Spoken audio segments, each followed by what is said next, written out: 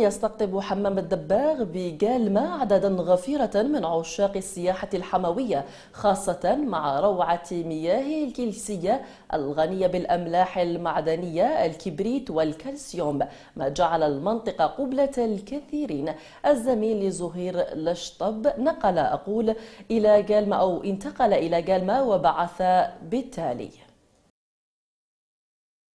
هنا جالما، وبالضبط منطقة حمام دباغ التي تحوز على إمكانيات طبيعية خارقة للعادة، تستقطب في هذه الفترة بالذات عديد العائلات من شتى الولايات.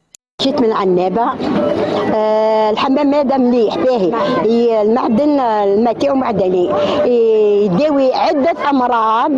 وجيت متبصر الحمام هذا وهايل ياك. جيت من زاير بلاصة ما شاء الله.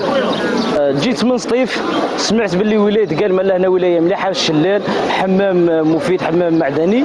جيت زرتها والله يبارك، لقيتها سوا سواح، البلاد مليحة ربي يبارك، الشلال مليح، حمام تاعها مليح، تحممنا فيه ربي يبارك، يعني ما عندنا ما نقولوا فيها. أنا جيت من منطقة سوهراس،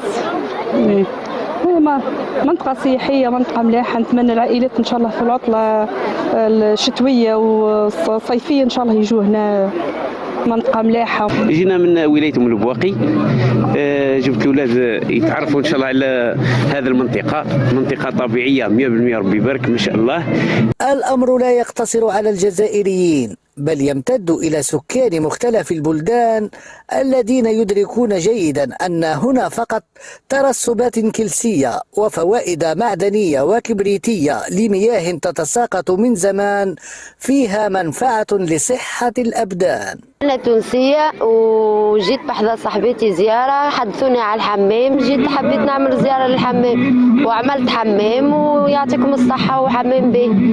ارتفاع درجة حرارة المياه في هذه المنطقة الجميلة يستغله البعض للتمتع بالبيض المسلوق بعد دقائق قليلة. رانا نشرشموا في البيض هنايا، هذه هنا 96 درجة، تستاهل 6 دقائق يكون البيض مسلوق وشاهي. جالما مدينة معبقة بروائح التاريخ المجيد، تشهد عليها جبالها الشامخة، تمتلك ثروات طبيعية أقل ما توصف به أنها سحرية، تحتاج فقط إلى مضاعفة جهودها لتطوير السياحة الحموية ودفعها نحو الإيجابية.